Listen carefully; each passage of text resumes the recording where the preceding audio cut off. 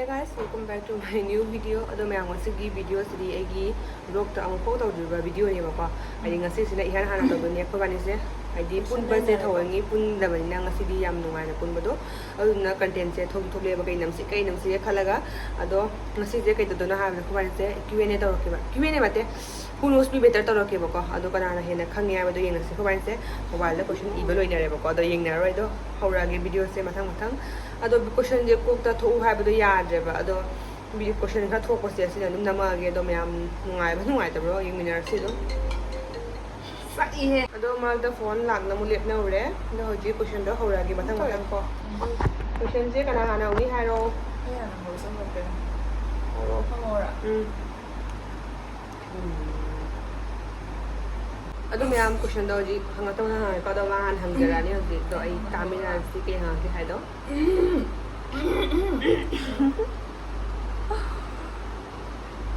school matamda aina khwaidai nungaiba break natragane any class off level matamda ne nangona tawhanba karino aina ke to ling ba ai break ga matam da ma se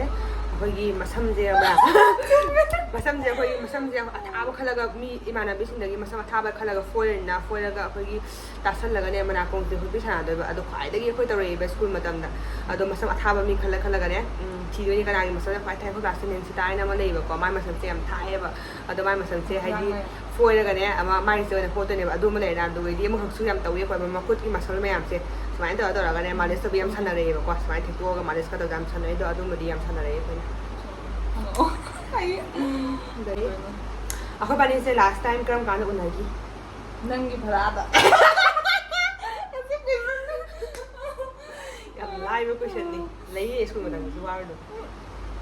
kaw hidra to ai haju pen yam putra kano ai gine youtube ki ne subscriber ke ale hais ma ai yin no da ro ma ni ma se ma se question ang ai 1023 lale 1.6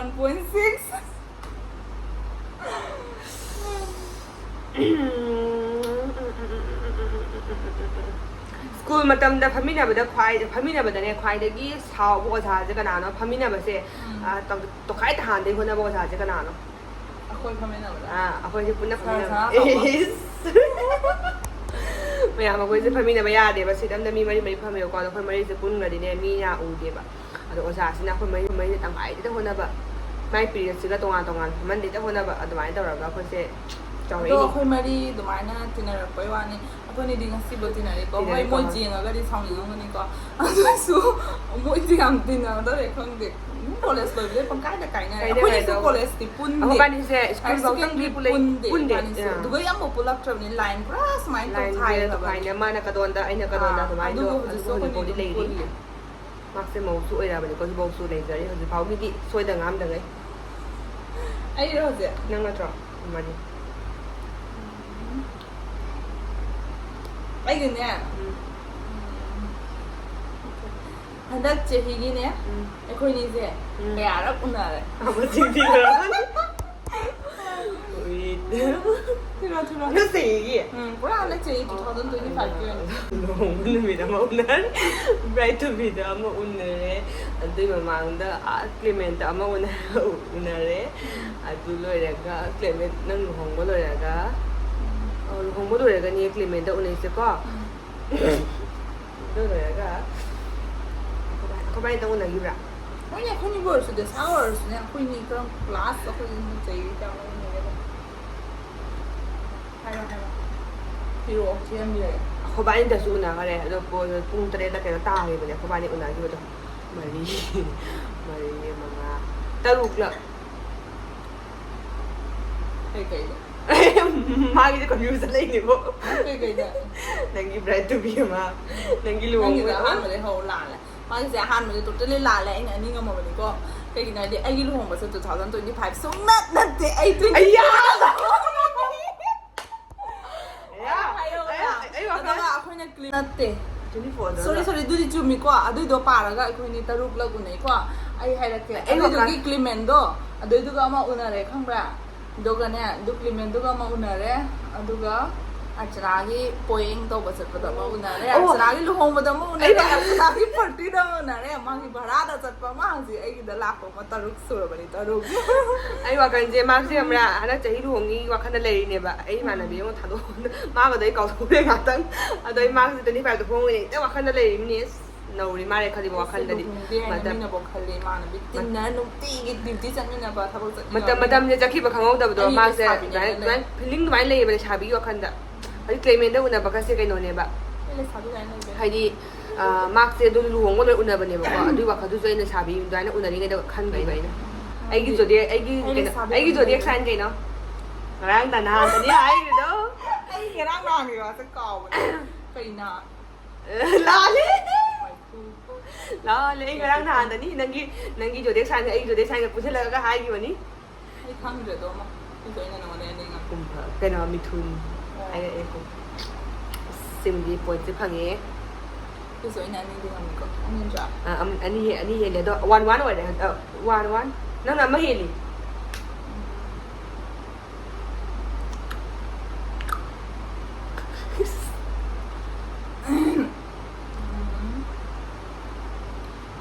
Sarai dong dia kena. Ai semi yang nanti nabra, nabra. tina de akang na mi tine tum ma do lo khang da si da sa ka ma na le kai o se ni ko Ini kan dia dorong. Ano ka, Bisa dia dorong. betul kan. ai gi recent chaning ba place Sikkim. he Ni buk tau loi hả?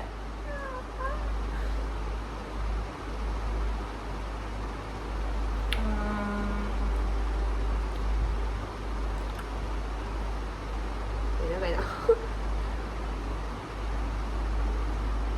Ai cái nè, ngâm một slide ngâm một slide nào. Ai cái gì mà make cái power cái nào?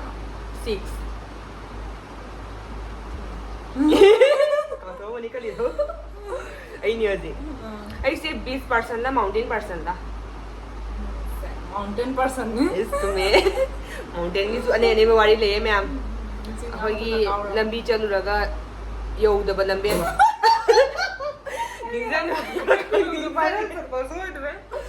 ꯍꯥꯏꯗꯤ ꯄꯟꯊꯨꯡ ꯌꯧꯗꯕ mountain ꯑꯃ ꯀꯥꯔꯨꯏꯌꯦꯕꯀꯣ ꯑꯗꯨ ꯃꯇꯝꯗ ꯅꯣꯡꯁꯨ ꯌꯥꯝ ꯀꯟꯅ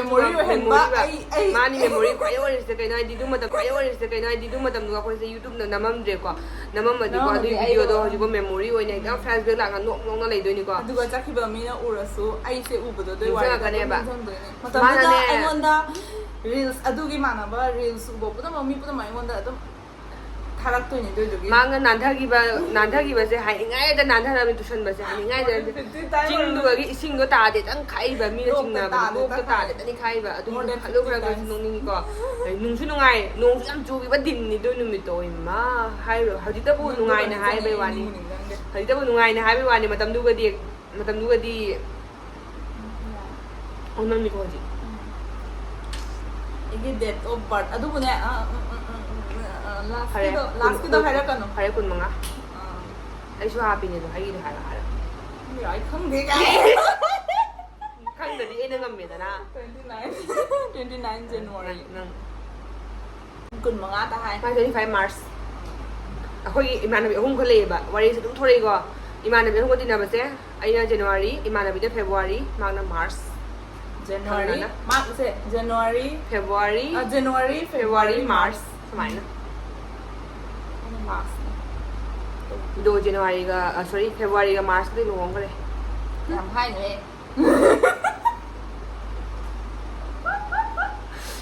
ꯍꯥꯏꯔꯣ ꯀꯣꯏꯁꯟꯁꯦ ꯂꯣꯏꯗꯣꯔꯦ ꯍꯥꯏꯔꯣ ꯋꯥꯁꯨ ꯀꯨꯏꯗ꯭ꯔꯕꯅꯤ ꯇꯥꯁꯜꯂꯣ ꯃꯌꯥꯝ ꯚꯤꯗꯤꯑꯣ ꯉꯥꯏꯃꯤꯟꯅꯁꯤ ꯑꯩꯒꯤ ꯂꯨꯍꯣꯡꯕꯒꯤ date year date year date year ꯑꯩꯁꯨ ꯀꯣꯏꯁꯟꯁꯦ ꯁꯝꯖꯜꯂꯕꯅꯤ ꯁꯤꯁꯤꯒ ꯋꯥꯟ ꯇꯥꯏꯝꯗ ꯍꯣ ꯋꯦꯅꯁꯗꯦ ꯅꯣꯏꯗꯤ ꯃꯥꯔꯆꯀꯤ ꯋꯦꯅꯁꯗꯦ ꯃꯥꯔꯆꯀꯤ 23 ꯂꯥꯜꯂꯦ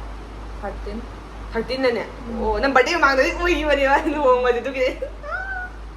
ꯄꯣꯛ ꯆꯨꯝꯕ ꯗꯤꯟꯗꯤ ꯑꯩꯅ ꯄꯣꯛ ꯅꯨꯃꯤꯠ ꯂꯨꯍꯣꯡꯈꯤꯕꯅꯦꯕ ꯑꯩ ꯈꯪꯍꯧꯔꯦꯕ ꯑꯩꯅꯤ ꯃꯤꯠ ꯐꯛꯇꯣꯛ ꯌꯥꯏ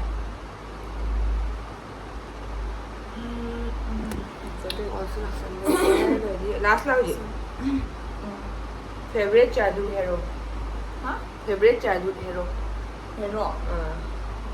ဆက်ခံဒီခ nangi khang ye နန်းရဲ့ favorite childhood hero hindi da hindi da hindi khai hai serial gi te ai serial jam ji te ai hai di hai ba ni mya ani jo mana da အဲ့ဒီအိမ်နဲ့မဆိုဟဲ့ he ju khai bu ta ni he ju hap ဒီအနီနန်းနော် hap he li 13 ဒီစဲနေတော့ဟဲ့ Ranbir Kapoor ဒီလေးစပါမမ nang si pa mama ni ito wala na nangi ka na di ka na may tiro na nangi di puna na na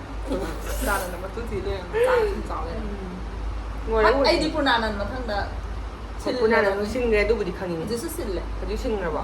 de ma am ပု na နာနန်မထန်တာ ma am ပု na နာနန်ဒီမထန်တာဟဲ့ရော as ke no man ma do no si no nangi husband man ma di ba ဟောခါရောအဲ့ question တော့စမန်နင်းထောက်ကြမ်း su ne je ma he တဲ့ဟိုဒီနဲ့တွေ့တဲ့ပြည့်ထီးတဲ့နဲ့ထားတော့ ma he ma he ro ka ma sa ka ma na sa de အဲ့နဲ့ထားတော့ဟဲ့အဲ့နဲ့ထားတော့ no re ba အဲ့နဲ့ break up တော့ဝဲတာ nang ko si no re ba ဒီမှာဘယ်လိုဒီဘောခေါင်းနဲ့တော့အဲ့ဟိုစကြွေးနဲ့အဲ့ကနာပါမယ်ဗျာ na ဂျယ်ဂျီ oh ဒီစကွန်ဆမ်လာ ဒီကွန်ဆမ်လာဆို lo တော့ re ma mi tra di ha de နိုင်ခွဲလိုရပါနဲ့ lo re ko chen na so အဲ့ဒီကမှာ 对，弄一个人不，哎，一个人， လိုရလား 一个人，俺个娃里买嘞，不贵，哎，个娃里都贵，他就 last time 跟俺谈的喏， ဟုတ်တယ်နန်းနန်းတွေပါ 你那个累对对吧？ အာ 不行的， နန်းလေးဘောဆန် 哎呀，看来你们关键喏，1 2 3 4 5 6 အဲ့ဒီနဲ့အမဆန်စန်တွေပါ 哦，